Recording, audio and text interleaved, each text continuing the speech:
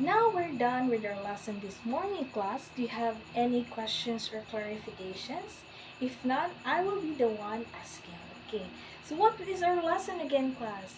Very good. We talk about the sound and silence. What is sound? Very good. Kanang madunggan ato sa palibot. How about silence? Isa may silence. Oh, kanang wala tay madunggan. Very good. Now, can you name a thing or an object that can produce sound or silence? Unsa man ang mabutang nga makaproduce og sound? Yes, very good. Examples is ang electric fan. Another. Oh, kana lapis nga matagak. Another. Yes, very good. How about silence, class? Usa man nga mabutang ang dili makaproduce og sound.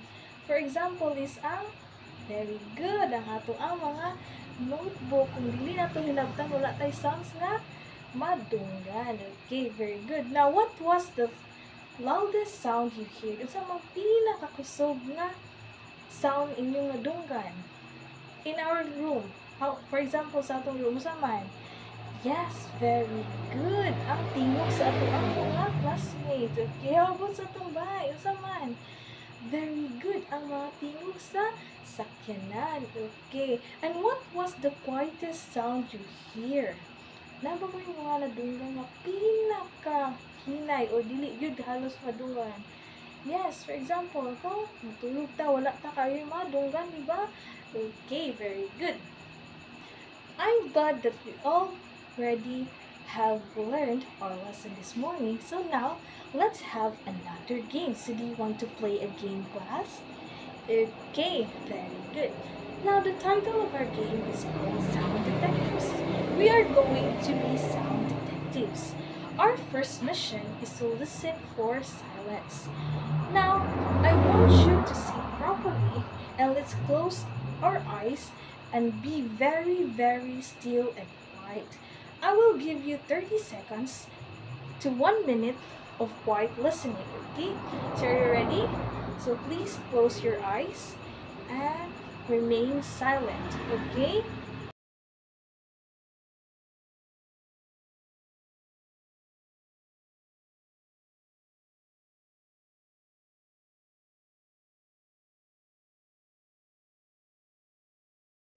Okay, you may now open your eyes. So I have here some questions.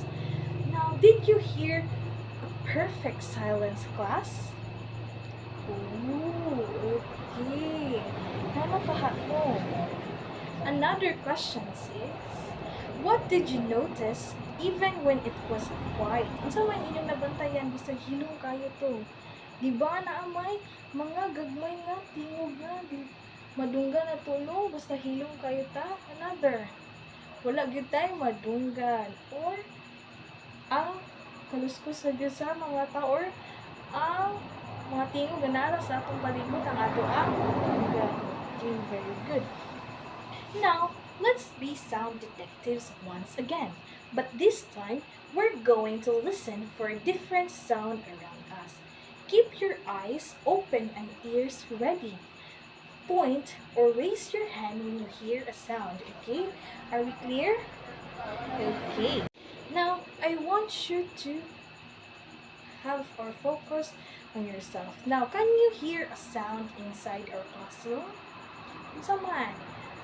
Okay, at lang mga sabak sa ato ang classmate. Sa panguban. Okay, very good. Ang sabak sa electric fan. Another. Oh, very good. Ang sabak ni teacher. Next is, can you hear a sound outside our classroom? Sa man ang mga sound na madunggan nato sa gawas. Very good. Ang mga sabak sa ato ang mga schoolmates. Another. Ang sabak sa hangin. Madungog ba niyang hangin? Oh, madungog ko no. Ayun si Josa. Sa paman ang uban? Very good. Ang tunog sa mga sakyanan. Okay. What kind of sound is it? Usa man siyang mga sound? Is it loud or soft?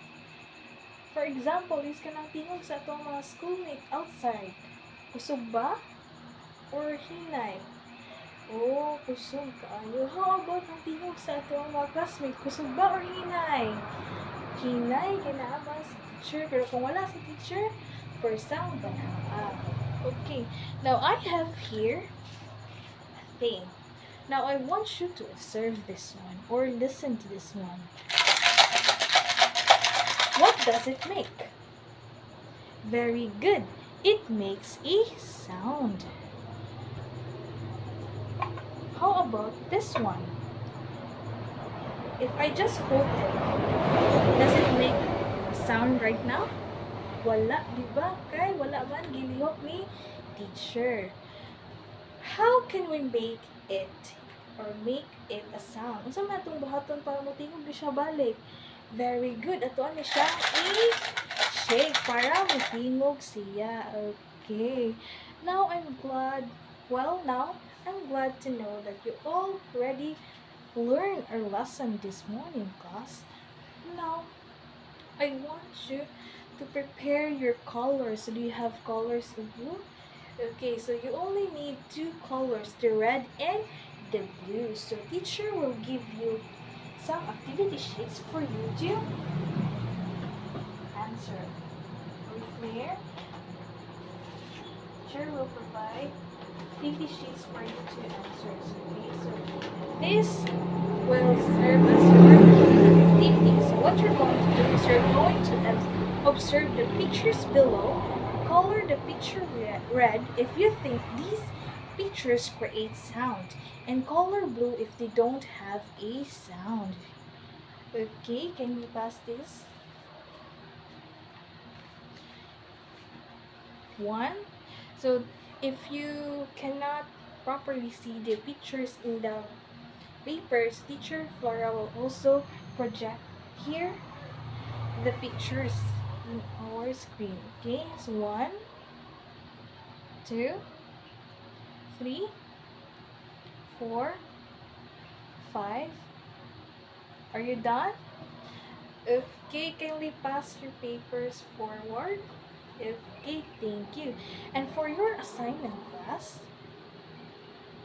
I want you to observe in your house and tell me what are the things that could make sounds or what are the things that cannot produce a sound. Okay, are you clear? Okay, very good. That will be all, class. Thank you.